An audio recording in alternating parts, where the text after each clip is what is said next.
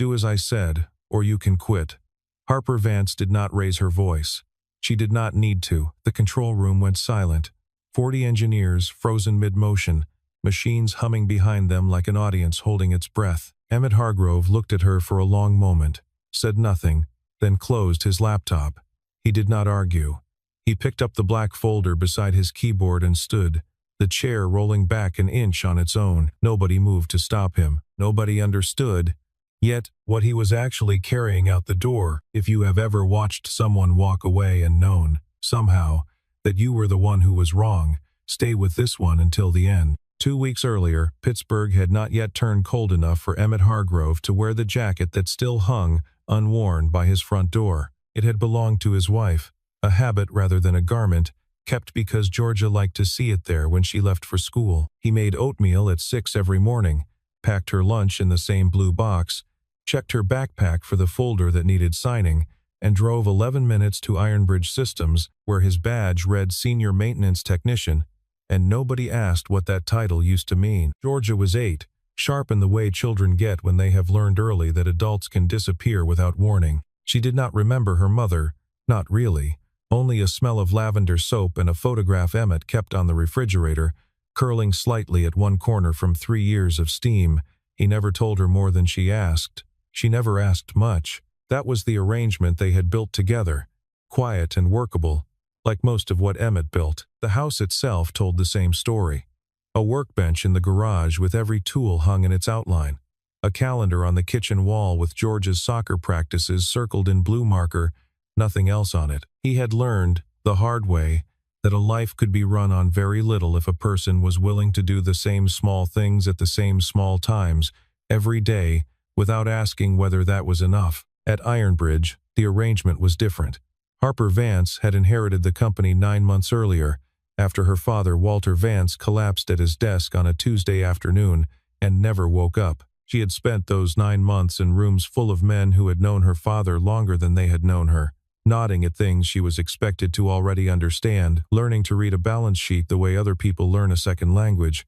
Late at night, badly, alone, Sterling Reed Holdings wanted to acquire Ironbridge's Control Systems division, and the acquisition came with a deadline. Full migration of the plant's safety architecture within 10 days, verified and signed off before the buyer's technical team arrived to inspect it. The number 10 had followed Harper into 3 consecutive nights of sleep that never quite arrived.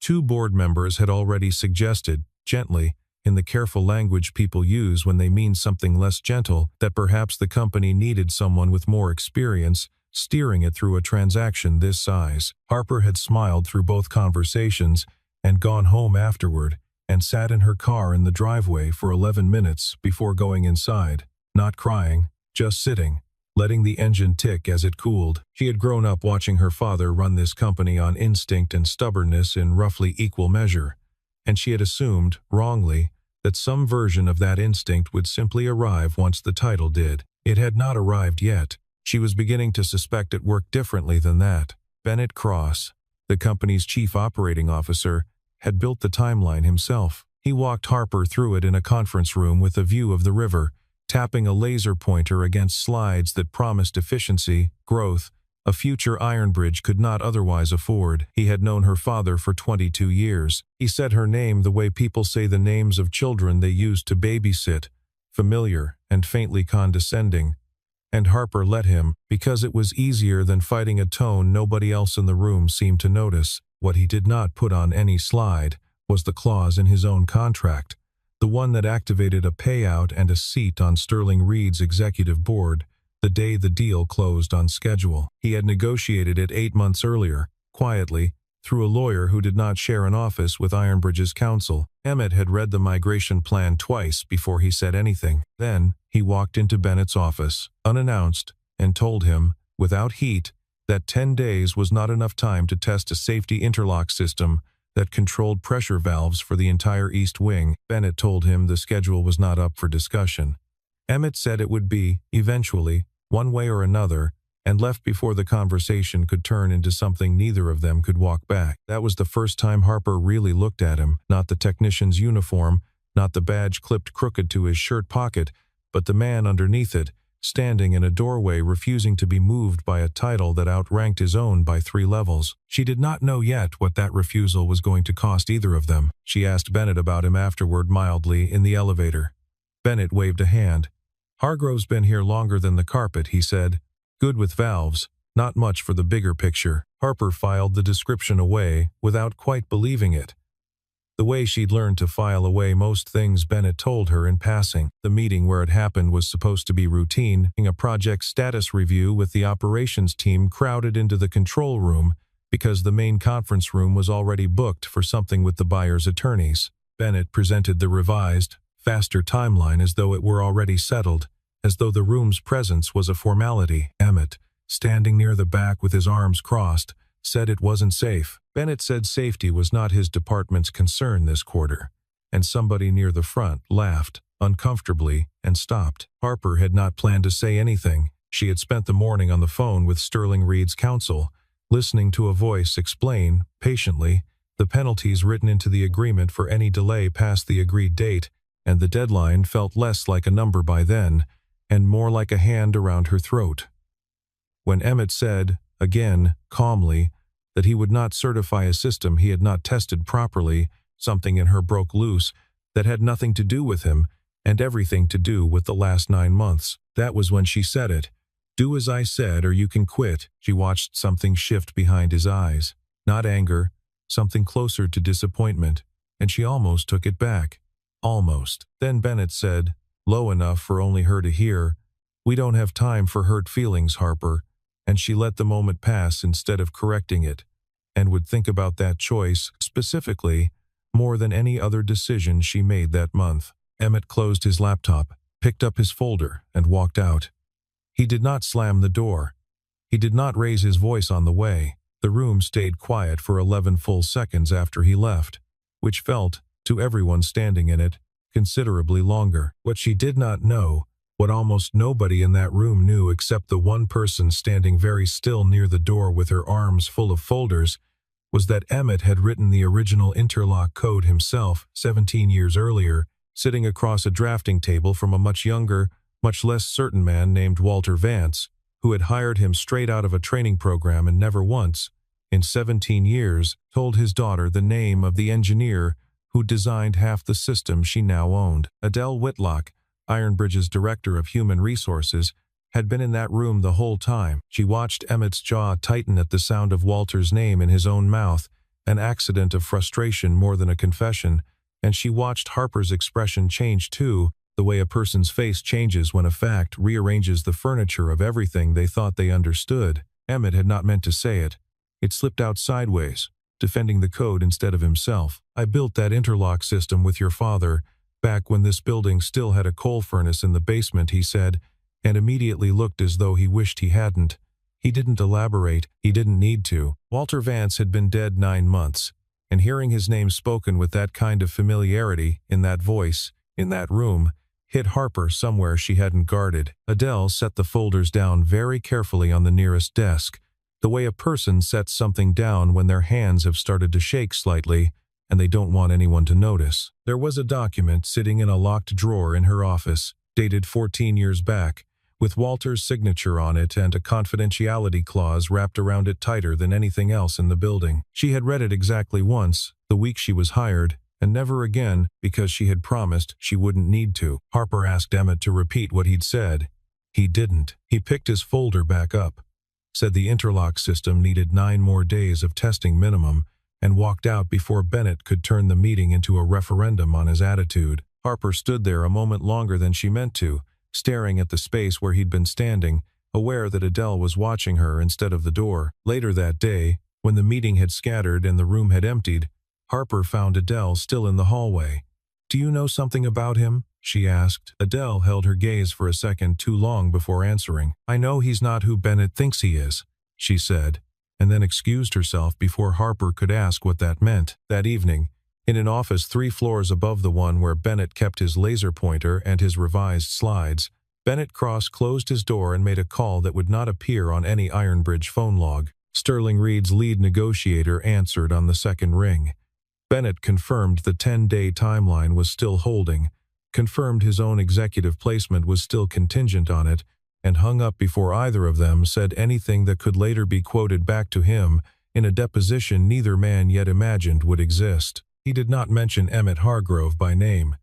He had already decided the man was a problem he would solve without needing anyone's permission, least of all Harper's. The next morning, a memo arrived in Emmett's inbox, signed by Bennett, reducing the testing window to 5 days, and instructing all safety sign-offs to route through Bennett's office directly, instead of the standard chain that had existed since before either of them worked there. Emmett read it twice at his kitchen table, while Georgia ate cereal across from him, humming something from a cartoon he didn't recognize, swinging her feet under the chair because they didn't reach the floor yet. He did not say anything to her about it. He never brought Ironbridge home if he could help it. At work, he replied to the memo with 4 words. Testing continues as scheduled. He copied nobody. He knew, the moment he sent it, that this was the kind of small refusal that eventually stops being small. The kind that either gets forgotten or gets remembered at exactly the wrong time. Harper found the exchange forwarded to her inbox by Bennett with a note attached. This is the insubordination I mentioned. She read Emmett's 4 words 3 times. They didn't read like insubordination to her. They read like a man standing exactly where he'd said he would stand, and refusing to be talked into standing anywhere else. She almost walked down to the control room floor to talk to him directly. She got as far as the elevator before Bennett caught her in the hallway with 2 board members trailing behind him, already talking about quarterly projections.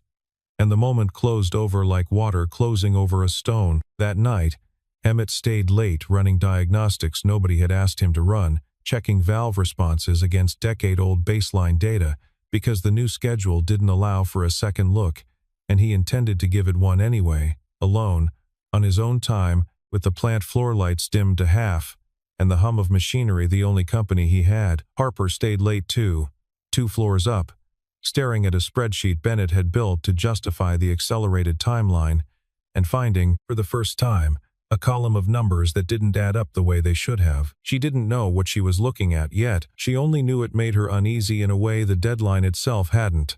The particular unease of noticing a door left slightly open in a house she'd thought was locked. Georgia's school held a Friday assembly that week, the kind with construction paper decorations, and a stage too small for the choir crowded onto it, risers creaking under 20 pairs of restless feet. Emmett sat in a folding chair near the back, phone silenced, watching his daughter mouth the words to a song about kindness she'd been practicing in the shower for a month, off-key, and completely unbothered by it. Afterward, she handed him a drawing she'd made in art class of their house with 3 stick figures standing in front of it, one of them wearing a triangle skirt that Georgia explained, very seriously, was supposed to be her mother, even though she'd never seen her wear one, only imagined it from the photograph on the refrigerator. Emmett folded it carefully into his jacket pocket. He did not cry in front of her. He waited until she'd fallen asleep in the back seat on the drive home, streetlights sliding across her face in slow orange bands, and then he let himself feel the whole week for about 90 seconds before he put it away again. The way he put most things away, folded small enough to carry without anyone noticing the weight. Back at Ironbridge, Harper had asked one of the finance analysts, quietly, after hours, to pull the full Sterling Reed contract package, not just the summary Bennett had circulated to the board. The analyst hesitated before agreeing, glancing toward Bennett's office door, as though it might hear them through 2 floors and a hallway. Harper didn't ask why he hesitated. She already suspected the answer. The next Tuesday, standing at the East Wing control panel, running a pressure test Bennett hadn't authorized, Emmett found a fault in the secondary shutoff valve that the accelerated schedule would have missed entirely. It was small, the kind of flaw that sits quietly for months until it isn't small anymore, a hairline stress fracture in a housing seal that had another 18 months of rated life left in it under normal load, and considerably less under the load Bennett's new schedule would put on it. He documented it, photographed it from 3 angles, and sent the report through the standard safety channel instead of Bennett's office, exactly as the old protocol required, and exactly as the new memo forbade. Harper received a copy, because the old protocol still sieved her by default and nobody had thought to change that yet. She read it standing in her kitchen at 11 at night, coffee gone cold beside her laptop, the report's clinical language doing nothing to soften what it actually described. She understood, finally, what the 4 words had meant. Testing continues as scheduled. He hadn't been defying her. He'd been protecting something she hadn't known was at risk, something with her father's fingerprints all over it, whether she recognized them yet or not. She thought about walking it down to Bennett's office herself the next morning. She thought about a lot of things that week that she didn't end up doing, and lay awake longer than usual wondering why that had become such a habit lately. Georgia had a loose tooth that week, and she spent most of dinner working it back and forth with her tongue, narrating the process in careful detail while Emmett tried to eat around her commentary. He told her not to force it. She told him she was not forcing it, she was helping it along, which was different, and he let the distinction stand, because arguing with an 8-year-old about dental philosophy felt like the one fight he could afford to lose that week. Later, after she'd gone to bed, he sat at the kitchen table with the fault report open on his laptop, reading it again as though a 4th pass might reveal something the first 3 hadn't, and found nothing new, only the same small crack in the same seal, patient and unimpressed by how much noise it was about to cause. Bennett heard about the fault report before Harper had finished her coffee the next morning. He called it a stunt over breakfast with 2 board members, told them Emmett Hargrove was manufacturing delays out of some grudge nobody could name, painting a picture of a disgruntled technician settling old scores on the company's dime. By the time Harper arrived at the office, the narrative had already taken a shape she hadn't chosen and couldn't easily unmake. She pulled Emmett into a private meeting that afternoon, the 2 of them alone for the first time since the control room. The door closed against a floor full of people pretending not to watch through the glass. She asked him, plainly, if the fault was real. He said yes. She asked if it could wait 9 more days. He said no, not safely, not with the load the new schedule would put on it.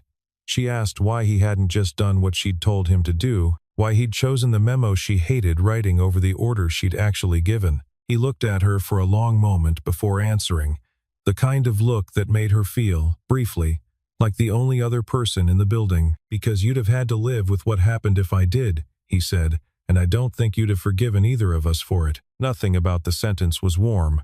It wasn't meant to be, but it stayed with her longer than anything Bennett had said in 9 months of board meetings, longer than any spreadsheet or slide or promise about the future Sterling Reed was supposed to buy them, and she left that conversation without having decided anything, which felt, at the time, like its own kind of decision. Bennett moved faster than either of them expected. By Thursday, a written violation notice sat on Harper's desk, alleging that Emmett had deliberately delayed a shipment verification the week before, costing the company an amount large enough to trigger automatic termination review under company policy. Harper read it twice, the numbers precise, the dates exact, everything arranged to look unimpeachable, built by someone who understood exactly how much scrutiny a document needed to survive, and had given it precisely that much and no more. She almost caught it, almost noticed that the delay in question had happened on a day Emmett was documented, by his own safety report timestamp,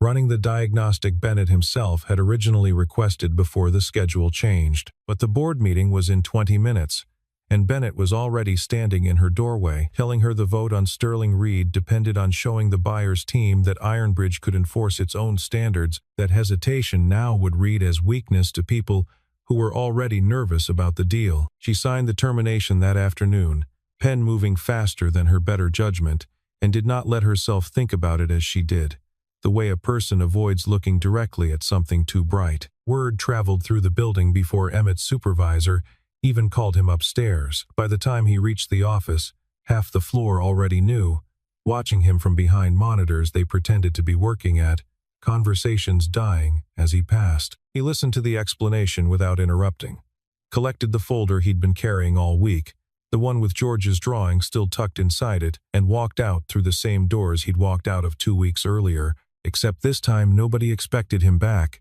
and the silence that followed him out was heavier than the first one had been. Harper watched from the glass-walled office above, the same view Bennett liked so much, and said nothing to stop him. She told herself it was out of her hands now, that the process had simply run its course the way processes were supposed to. She did not entirely believe it, and stood at the window longer than the moment required, watching the parking lot until his truck pulled out and disappeared past the gate. Adele had joined Ironbridge 14 years earlier as a junior personnel coordinator and hired by Walter Vance himself in an interview that had lasted 11 minutes and consisted mostly of him asking whether she could keep a secret without needing to know why. She had said yes, mostly because she needed the job, and had spent the next 14 years discovering that Walter meant it literally, that the folder he handed her that first month was meant to sit in a drawer indefinitely, unopened, unmentioned.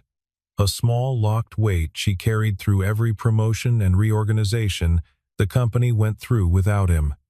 She had never once regretted agreeing to it. She had, more than once, wondered what would happen the day it finally mattered. That evening, 3 floors above the empty control room, Adele Whitlock's phone rang. The number belonged to a law firm in Philadelphia she recognized immediately, because she had spoken to them exactly once, 14 years earlier, when Walter Vance had them draw up a trust document she'd been asked to safeguard and never mention again for as long as she worked at Ironbridge.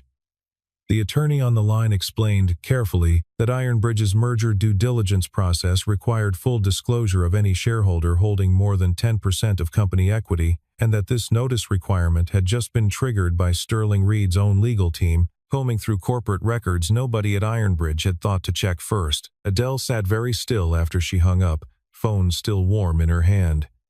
The confidentiality clause she had guarded for 14 years contained, buried in its final paragraph, a single exception. It dissolved automatically the moment a material corporate transaction required disclosure of the trust's beneficiary. That moment, according to the attorney, had already arrived, 2 days too late for the man it concerned most. She did not sleep much that night, running the timeline backward in her head, wondering if 14 years of silence had cost someone something it shouldn't have. In the morning, she asked Harper for 15 minutes, closed the office door behind her, and set a folder on the desk that had been sitting in a locked drawer since before Harper had finished college. Harper opened it expecting something related to Bennett's spreadsheet, the numbers that still hadn't added up in her head. Instead, she found her father's signature, a trust agreement dated the year she'd graduated, and a name she had just watched walk out of the building the day before. Emmett Hargrove holds 12% of Ironbridge Systems, Adele said, keeping her voice level with visible effort. Your father set it up himself 14 years ago. He never told anyone, including Emmett, until the trust matured on its own schedule. It matured last spring. Nobody was supposed to know until it did. Harper read the document twice, the way she seemed to read everything important lately, as though a second pass might soften what the first had already made true. Her father had trusted this man with a piece of the company he'd built from a single machine shop on the north side, back when the whole operation fit in a building a quarter this size. Her father had never told her, and she had signed his termination less than 24 hours earlier over a report she hadn't had time to question properly. She asked Adele why he hadn't told her himself that day in the control room when he mentioned Walter's name. Adele shook her head slowly. He wasn't protecting the shares, she said. I don't think he even thinks about them, honestly. I think he was protecting the interlock system. That's the only thing he ever raised his voice about in 17 years, and even then, he didn't really raise it. Harper sat with that for a long moment, hands flat on the desk to keep them from shaking. Then she asked where he lived, and Adele told her, and neither of them said anything else about it, because there wasn't anything left to say that the folder hadn't already said better. Bennett, informed within the hour that the shareholder disclosure had gone through, understood immediately what it meant for the vote he needed, pushed through before anyone could organize opposition against him. He moved the emergency board session up 2 days, citing the buyer's own impatience as justification, and made certain the agenda item covering shareholder consent for material transactions was worded vaguely enough that most of the board wouldn't think to ask who exactly still held a stake large enough to matter. Harper drove to the address Adele gave her that same evening, a modest house on a quiet street, with a jacket hanging visible through a window by the front door, porch light already on, though the sun hadn't fully set. Georgia answered before Emmett reached the hallway, 8 years old and unbothered by strangers, informing Harper with total confidence that her father was in the kitchen and that dinner was almost ready if she wanted to stay, as though this were the most ordinary offer in the world. Emmett appeared behind his daughter a moment later, wiping his hands on a dish towel, and the easy warmth in his face flattened slightly when he recognized who was standing on his porch. "Georgia," he said, "go wash up for dinner." She went, glancing back once, curious, before disappearing down the hall. Harper apologized before he could say anything. It came out plainer than she'd planned. No cushioning, no version of events that made her look better than she'd actually been. She told him about the trust, about her father, about the fault report that should have cleared him, and hadn't because nobody had given it the 20 minutes it needed. Emmett listened without interrupting, the same way he'd listened to his own termination notice 2 days earlier, arms crossed loosely, not defensive so much as tired. "I don't want the 12%, he said finally, once she'd finished.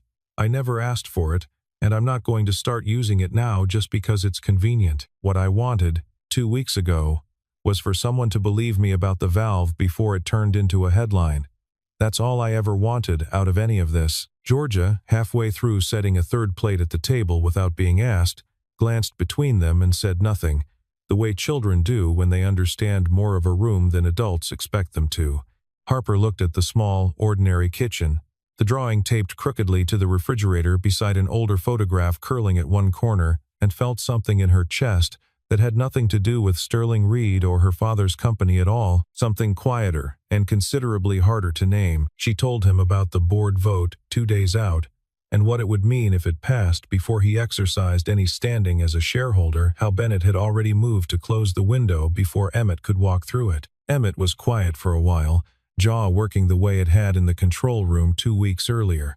Then he asked if she'd bring him the interlock test data if he came, the full set, not the summary. She said yes before she'd finished thinking it through, and meant it more than she'd meant most things she'd said in that office in the past 9 months. Before she left, Georgia reappeared in the doorway, freshly washed, hair damp at the temples, and asked Harper if she liked spaghetti, because that was what they were having and there was plenty. Harper said she did, and meant it, and stayed exactly 4 minutes longer than she'd planned to, standing in a kitchen that smelled like garlic and tomato sauce, watching Emmett correct his daughter's grip on the pasta spoon without once looking away from the conversation he was still having with Harper over her head. It was the first time in 9 months that Ironbridge Systems had not been the largest thing in the room. The board convened on a Thursday morning, 12 members around a table Bennett had chosen for its view of the river. The same view he'd used to sell the original timeline 2 weeks earlier, sunlight cutting flat across the polished wood. He opened with confidence, citing the buyer's schedule, the momentum already built, the risk of losing the deal entirely if Ironbridge appeared unable to make decisions under pressure, the story he'd been rehearsing since the moment he heard about the disclosure. Emmett walked in 7 minutes after the meeting began, Harper beside him, Adele trailing with a folder of her own, 3 sets of footsteps that silenced the room faster than anything Bennett had said in the previous 7 minutes combined. Bennett's expression did not change immediately. It changed when Harper introduced Emmett, not as a former employee but as a shareholder entitled, under the very trust agreement Bennett's own legal team had just triggered, to a voice in any vote involving asset transfer of this size. What followed took less time than Bennett had clearly hoped it would. Emmett laid out the fault report, the time-stamped diagnostic, the termination notice built on numbers that didn't match his own documented location that day, setting each document on the table, in the order that made the contradiction impossible to miss. Adele confirmed the trust's authenticity and the date it had matured, her voice steady now in a way it hadn't been the night before. Harper, watching Bennett's composure fracture across the table, produced the spreadsheet she'd found weeks earlier, the column of numbers that hadn't added up, now cross-referenced against a Sterling Reed executive offer letter Adele had found buried in the same discovery documents that surfaced the trust, a letter with Bennett's name, and a start date contingent on deal closure written in language nobody could later claim was ambiguous. Bennett tried, briefly, to argue his way through it, calling the offer letter routine, calling the fault report a misunderstanding blown out of proportion by people who didn't understand engineering timelines. He reminded the board, twice, how close they were to losing the deal entirely, how a delay now would signal instability to a buyer already nervous about the transition, how none of this would matter in 6 months if Sterling Reed walked away because Ironbridge couldn't manage a boardroom disagreement without falling apart. For a moment, watching 2 of the younger board members glance at each other, he seemed to think it might still work. It did not. Nobody at the table believed him by the time he finished the sentence, and one of the older board members, a woman who had served alongside Walter Vance for over a decade and remembered exactly what kind of company he'd meant to build, asked him flatly whether he intended to keep talking or let the room vote. The board voted 9-3 to suspend him pending a full review, and 2 security staff walked him out through the same doors Emmett had walked through twice already. At the door, he turned back long enough to tell Harper she'd regret choosing a maintenance technician over the deal that would have saved the company's future, his voice carrying down the hallway after the door had already started to close. Nobody answered him. The door closed the rest of the way on its own weight, and the room exhaled all at once, the way a room does after holding something too long. The weeks that followed moved slower than the 2 before them, in the particular way that recovery always does after a crisis resolves itself and the adrenaline has nowhere left to go. Bennett's severance and departure were handled through legal channels, quiet and final, with no headline attached to either, the kind of ending that mattered enormously to the people inside it and barely registered anywhere else. The Sterling Reed deal was renegotiated on a longer, safer timeline, the interlock system tested properly this time, certified without a single shortcut, exactly the way Emmett had said it needed to be from the very first meeting. Harper offered him his position back within the week, not the one he'd left, but a new one, Director of Systems Integrity, with a salary and an office that matched what he'd actually been doing under a smaller title for longer than anyone at Ironbridge had understood or bothered to ask about. He accepted on the condition that George's school pickup stayed non-negotiable, 3:15 every day, no exceptions for board meetings or buyer visits or anything else the job might eventually ask of him. Harper agreed without needing to think about it, and meant that too. She stood in front of the full staff 2 days later and said, without hedging, that she had been wrong, that the fault report had been false, that the man she'd told to do as she said or quit had been the only person in that room actually protecting the company from a mistake that could have cost far more than a deadline. Emmett stood near the back, arms crossed the same way they'd been the day this started, and said nothing, though something in his face had changed since then, something less braced than before, something closer to the way he looked at Georgia across the kitchen table on ordinary mornings. Months passed the way they do when nobody is watching for the exact moment things shift. Emmett and Harper found themselves in the same rooms often, technical reviews mostly, occasionally a lunch neither of them had planned that stretched longer than either expected, and conversations that wandered away from valves and schedules into territory neither of them named out loud. Georgia started asking casually whether Harper would be at dinner on Fridays, and Emmett stopped correcting her when she did, stopped pretending the question needed correcting at all. Adele watched it happen from her office down the hall, satisfied in a way that had nothing to do with corporate compliance, and told no one, the way she'd kept quiet about things for 14 years already and had gotten by now rather good at it. Georgia lost the tooth eventually on a Wednesday over a piece of toast, and insisted on showing it to Harper the next time she came by, holding it up between 2 fingers with the particular pride children reserved for small violent achievements. Harper admired it appropriately, gravely, the way the moment seemed to require, and Emmett watched the 2 of them from across the kitchen, with an expression he didn't bother trying to arrange into anything more careful than what it actually was. Nobody made an announcement. There wasn't a moment either of them could point to and call the beginning. It simply accumulated, the way trust does when it isn't rushed, one small ordinary evening at a time, one dinner and then another, one Friday that became most Fridays, until the accumulation was simply the shape of their lives, and neither of them could remember exactly when it had started being that way.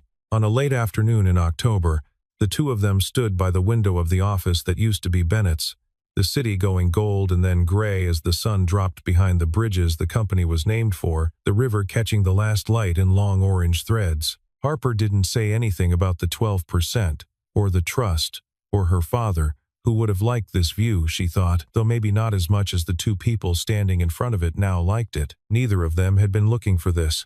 Neither of them looked away.